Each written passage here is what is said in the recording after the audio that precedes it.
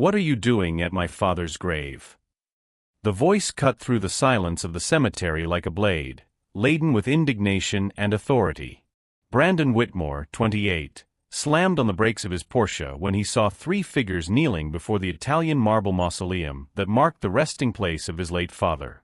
Keisha Washington, 32, slowly raised her face, revealing eyes red from crying. Beside her, three identical 8-year-old boys, Tyler, Mason, and Dylan, clung to her legs, frightened by the aggressive interruption of their moment of mourning. "I asked what you're doing here," Brandon repeated, approaching with firm steps, his designer suit contrasting sharply with the family's simple clothes. "This is a private cemetery. You shouldn't be here." Keisha stood up slowly, wiping her tears with the back of her hand.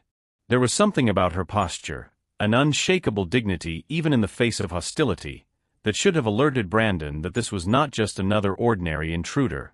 "We have every right to be here," she replied in a firm but controlled voice. "Your children have come to say goodbye to their father." Brandon let out a bitter laugh. "Their father? Ma'am, my father was Richard Whitmore, CEO of Whitmore Industries. What would someone like you have to do with him?" What Brandon didn't know was that Keisha had worked as Richard's personal assistant for 5 years. She knew every dirty secret of the company, every questionable deal, every document her father had desperately tried to keep hidden. More importantly, she knew exactly why Richard had changed his will a week before he died. "Look here," Brandon continued, pulling out his cell phone. "I'm calling security if you don't leave immediately. This is private property, and you're trespassing." Tyler, the boldest of the triplets, stepped forward. "Mr. Richard always said we were his special boys. He played with us every day at the office." Brandon's expression changed instantly. For the first time, he really looked at the boys' faces, the same piercing green eyes as Richard, the same distinctive Whitmore family chin, the same dimple on the left side of their faces that he himself carried. "That's impossible," Brandon muttered, his aggressive tone giving way to growing uncertainty. "My father would never." Keisha opened her worn purse and pulled out a yellowed envelope. "He left this for you. He said that when the time was right, you would understand why he kept us a secret all these years." Brandon took the envelope with trembling hands, immediately recognizing his father's elegant handwriting. As he read, his face grew progressively paler, the seconds turning into an eternity of awkward silence. The letter revealed not only that Richard had secretly recognized the triplets as his children, but also that he had left them 40% of his estate, a fortune of approximately $60 million. Even more shocking, Richard admitted that Brandon had never been his biological son, but only his adopted heir, raised to maintain social appearances. "This has to be a hoax," Brandon stammered, crumpling the letter. "A pathetic attempt at blackmail. Do you think you'll get money from my family with this ridiculous story?"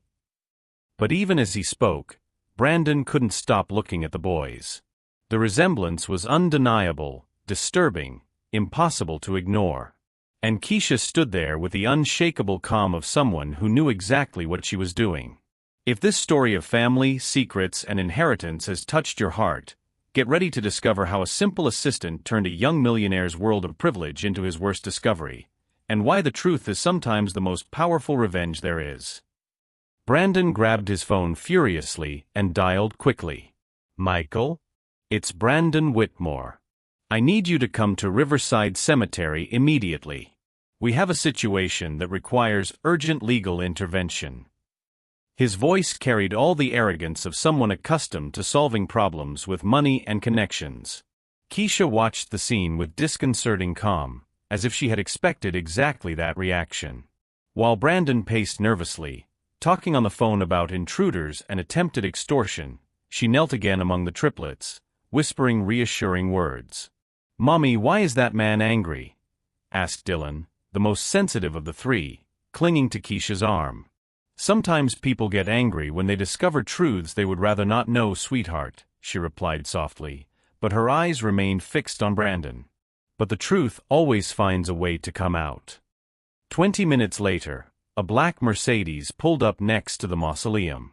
Michael Harrison, the Whitmore family's lawyer for 15 years, got out of the car looking extremely annoyed at being disturbed on a Saturday afternoon. At 52, he had built his reputation defending wealthy families in delicate situations like this. "Brandon, what's going on here?" Michael asked, adjusting his glasses as he assessed the scene.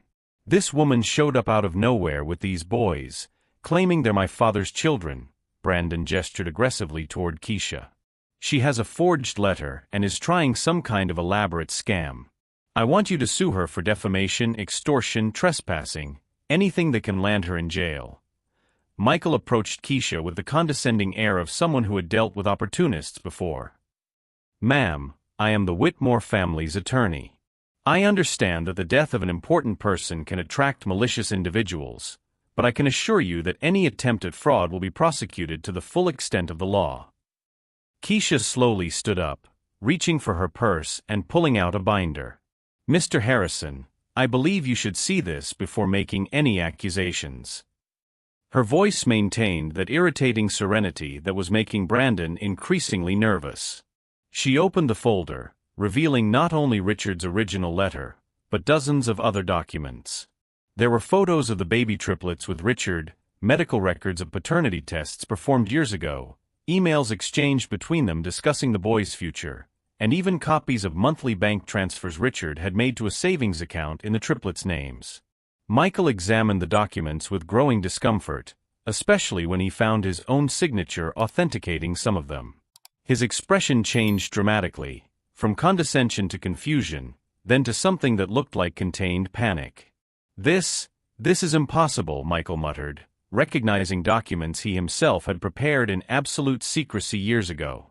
"Richard never mentioned." "Richard never mentioned much," Keisha interrupted, her voice taking on a firmness that made both Brandon and Michael instinctively recoil. "As his personal assistant for 5 years, I had access to all his files, all his private meetings, all his special arrangements." Brandon snatched the documents from Michael's hands. "These are elaborate forgeries. My father would never have children with a, he stopped himself, but the damage was done. The word he almost uttered hung in the air like a toxic cloud. "With a what, Brandon?"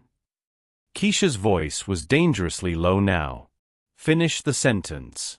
Let's hear who you really are behind that polite man's facade."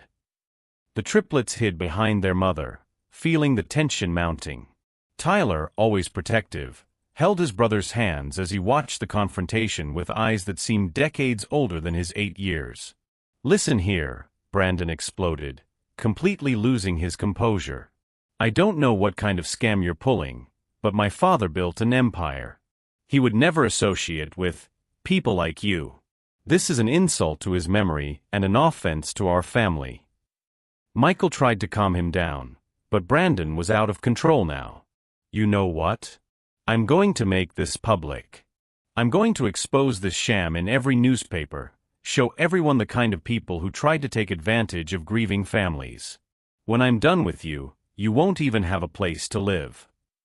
That's when something changed in Keisha's face. What had been patience and dignity turned into something much more dangerous: cold, calculated determination. She picked up her phone and began typing rapidly. "What are you doing?" Brandon demanded. "Sending an email," she replied calmly. "To the board of directors at Whitmore Industries, to the major shareholders, to some very competent investigative journalists, and, oh yes, to the Internal Revenue Service." The blood drained from Michael's face.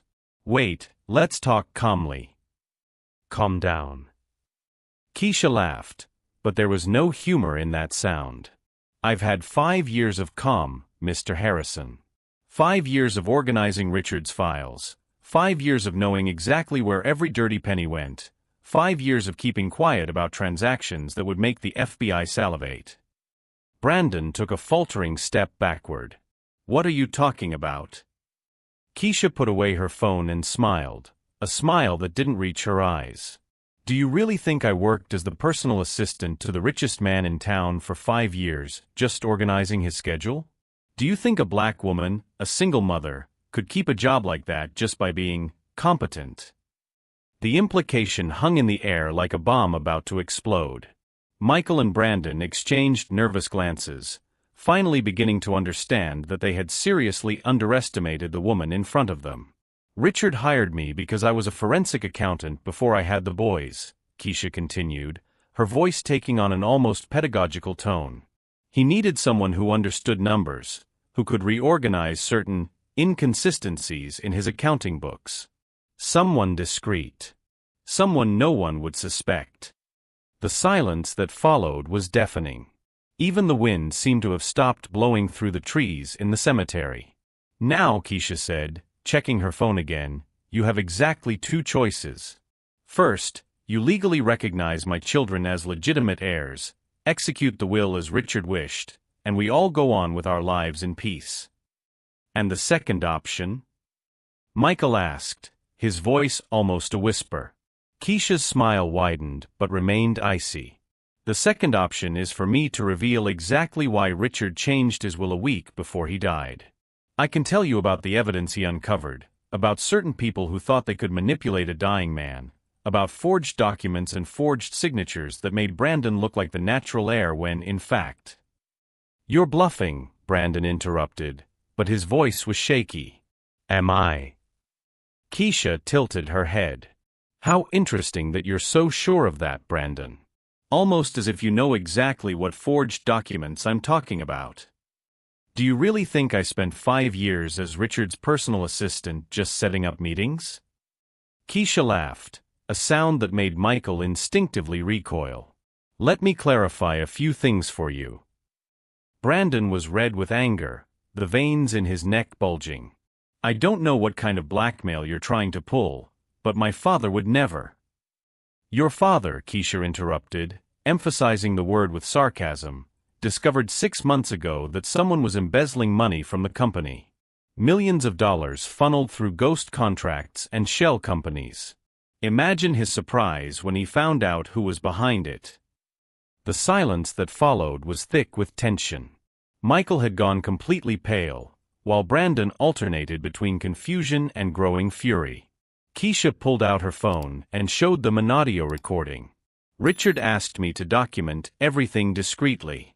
He had his suspicions, but he needed proof. As a forensic accountant, I knew exactly where to look. She pressed play. Richard Whitmore's unmistakable voice echoed in the quiet air of the cemetery. Keisha, if anything happens to me before I can expose this publicly, I want you to have all the evidence. Brandon can't know I found out. Not yet. Brandon took a staggering step backward. This is fake. Digital manipulation. Is it? Keisha smiled coldly. How interesting that you're so sure of that. Almost as if you know exactly why Richard would be concerned about evidence tampering. It was at that moment that a black car approached. Detective James Rodriguez from the police department's Financial Crimes Unit stepped out of the vehicle along with 2 federal agents. At 45, Rodriguez had an impeccable reputation for not being intimidated by money or influence. Ms. Washington, he greeted Keisha respectfully. We received your email with the preliminary evidence. Very impressive documentation work. Michael tried to intervene. Detective, there's been a misunderstanding. The Whitmore family has always cooperated fully with any investigation. Mr. Harrison, Rodriguez interrupted him, I advise you to remain silent. Especially considering that your signature appears on several of the documents we are investigating. Brandon exploded. You can't just show up here and believe the accusations of a licensed forensic accountant who worked directly with the victim for 5 years. Rodriguez finished. Mr. Whitmore, I suggest you contact your attorney. A different one, he added, looking meaningfully at Michael. Keisha watched with growing satisfaction. 4 months, ever since Richard had discovered the fraud, she had meticulously documented every suspicious transaction, every revealing conversation, every altered document. Richard had trusted her not only because she was competent, but because he knew she had personal reasons for wanting to protect his children's future. Detective Rodriguez, Keisha said calmly, The evidence I sent you is only a sample. Richard hid the original files in 3 different locations. All the passwords and locations are in the will he left with me. What will? Brandon shouted. The only valid will is with our lawyers. Keisha pulled another envelope from her purse. You mean the forged will that was discovered 2 days after Richard's death? The one that conveniently omits any mention of the triplets and leaves everything to his adopted son. Michael's expression changed to one of utter terror. Brandon looked as if he had been struck by lightning.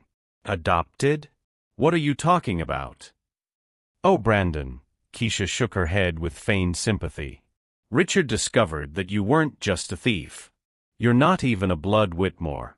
He had a DNA test done after he began to suspect fraud. The results explain a lot. Rodriguez signaled to the federal agents, who began to approach Michael and Brandon. Gentlemen, you are suspects in a corporate fraud and legal document forgery scheme. You have the right to remain silent. Wait. Brandon shouted, finally realizing the gravity of the situation. This is a misunderstanding. I can explain everything. Keisha knelt down again between her sons, who had watched everything with a mixture of curiosity and concern. Tyler, always the most observant, whispered, Mommy, will they stop being mean to us now? Yes, sweetheart, she replied, hugging all 3 boys. Sometimes the truth takes a while to come out, but when it does, it fixes a lot of things.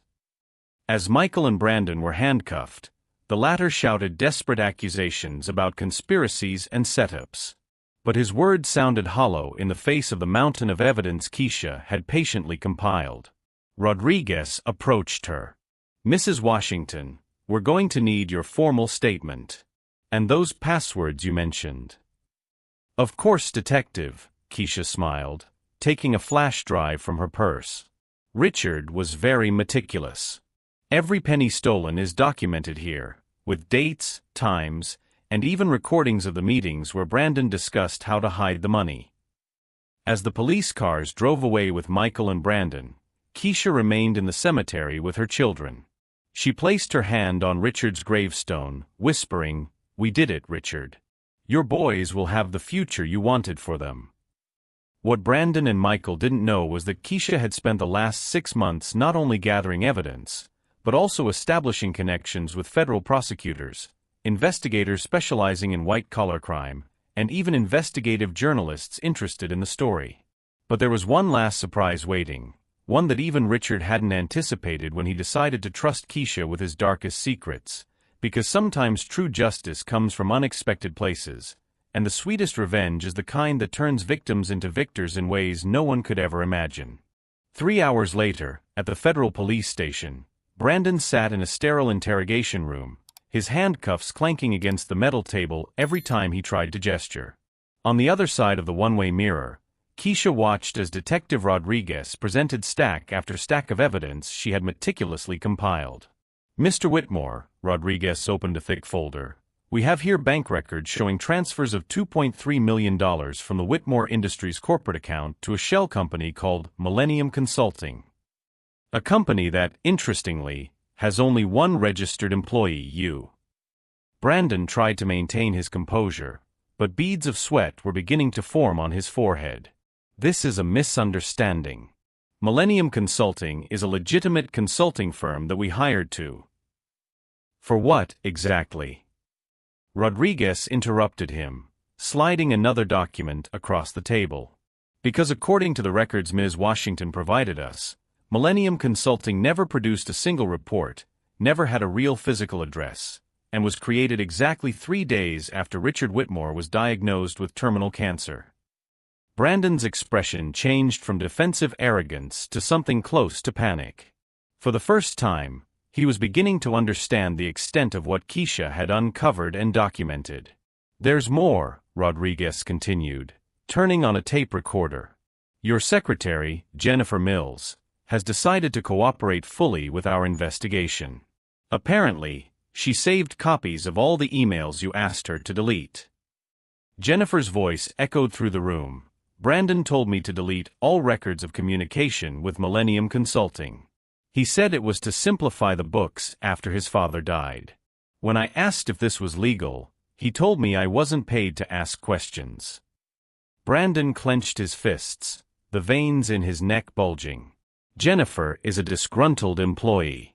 She was being fired for incompetence. Interesting, Rodriguez smiled coldly. Because she also recorded several conversations with you.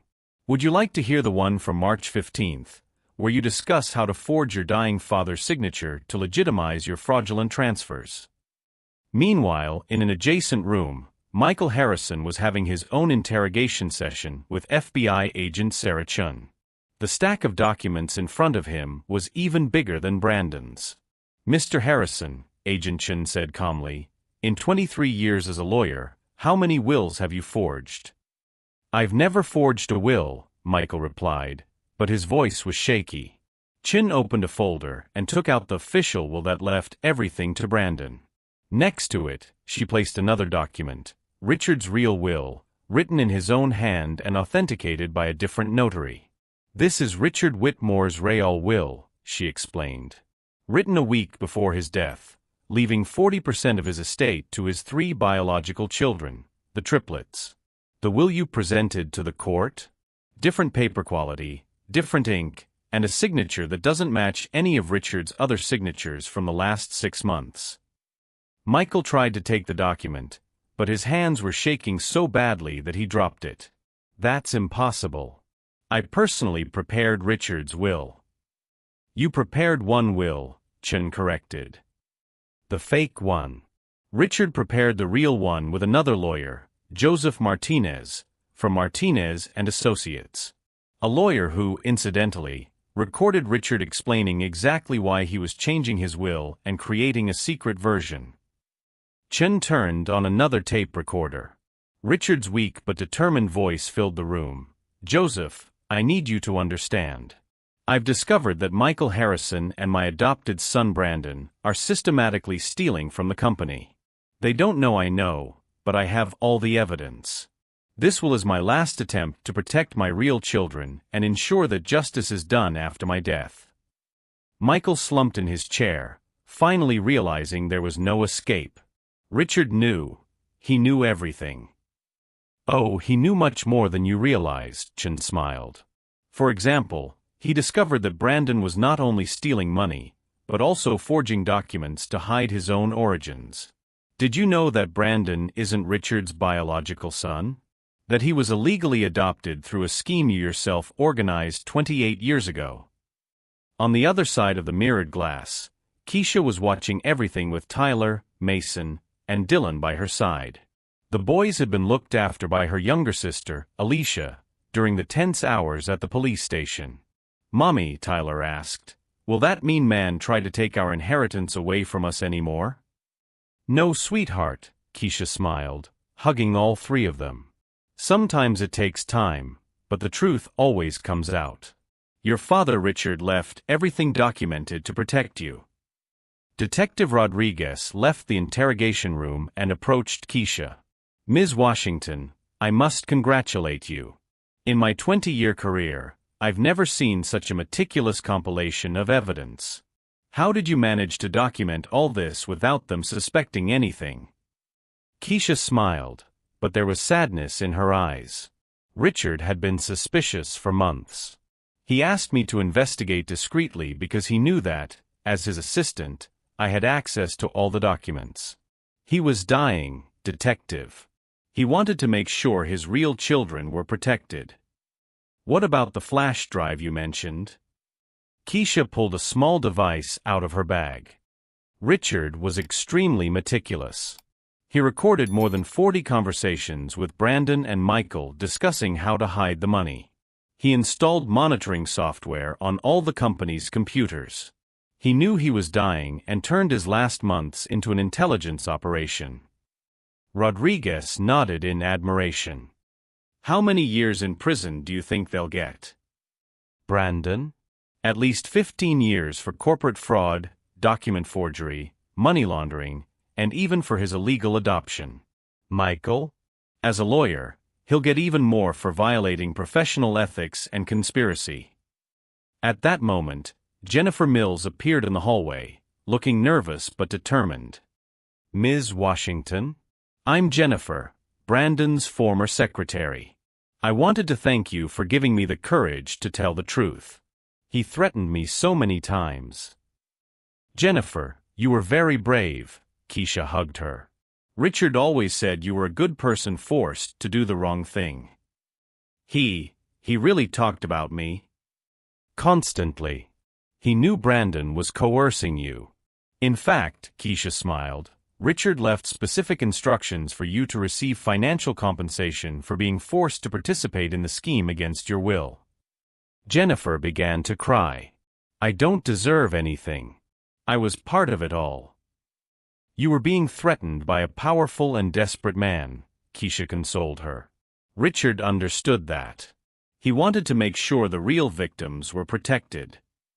2 hours later, formal charges were filed. Brandon Whitmore was indicted on 12 federal counts, including large-scale corporate fraud, falsification of legal documents, money laundering, and conspiracy. Michael Harrison faced 15 charges, including will forgery, breach of professional ethics, and criminal conspiracy. But the final blow came when Agent Chun revealed to Keisha that the FBI had frozen all of Brandon and Michael's personal accounts and had launched an investigation into every legal case Michael had handled over the past 10 years. "Ms. Washington," Chun explained, "based on the evidence you provided, there is strong suspicion that this scheme has been going on for much longer than we thought. We are reviewing dozens of cases where families may have been defrauded by this duo." Keisha held her children tighter. "How many other families have they destroyed?" "We're investigating at least 20 suspicious cases. But thanks to your work, we finally have the tools to get justice for all of these victims." As they left the police station, Tyler looked up at his mother. "Mom, can we visit Dad Richard's grave whenever we want now?" "Always, my love. And now we can tell him that justice has been served." But there was one last surprise waiting for Keisha at home, a surprise that even Richard hadn't anticipated, because sometimes true justice comes not only from proof and evidence, but from the way people choose to honor the memory of those they loved, and how a simple assistant can turn the greed of powerful men into the catalyst for their own total and irreversible destruction. 6 months after the trial, Keisha sat in the law firm she had opened, Washington and Associates, Justice for Families. The irony was not lost on her. She now occupied the same building where Richard had built his empire, but this time defending victims of corporate fraud. Tyler, Mason, and Dylan played in the corner of the room, their private school uniforms contrasting with the humility Keisha made a point of maintaining. The $60 million inheritance had been fully released by the court, but she had invested most of it in her children's education and her mission to help other families harmed by similar schemes. "Mom, more letters have arrived," Tyler announced, handing her a stack of mail. They were from families thanking her for the investigation that had exposed Michael Harrison's other frauds. 17 additional cases had been uncovered, resulting in millions of dollars in compensation for the victims. Detective Rodriguez appeared at the door with a satisfied expression. "Keisha, I have good news. Brandon received 18 years in federal prison without the possibility of parole. Michael got 22 years plus permanent loss of his law license." "What about the other families they defrauded?" Keisha asked. "All being compensated. The FBI estimates that you saved at least 50 families from losing their inheritances." At that moment, one last piece of mail arrived, a handwritten letter from Jennifer Mills, who now worked as a corporate ethics consultant. "Ms. Washington, you gave me the courage to stand up for what is right. Thank you for showing me that the truth always wins." Keisha looked out the window, seeing the city where she had fought so hard for justice. "Richard," she whispered, "your boys are safe. And we did much more than protect them, we created a legacy."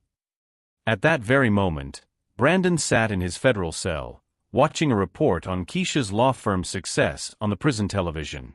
His expression was one of utter defeat. He had lost not only his freedom, but any chance at redemption. The reporter concluded, This story proves that true justice comes not from revenge, but from the courage of ordinary people who refuse to accept injustice. Keisha hugged her 3 children, reflecting on how a painful encounter at the cemetery had turned into the greatest victory of their lives. They had not only regained their inheritance, they had turned trauma into purpose, pain into power. The best revenge, she thought, is not to destroy your enemies.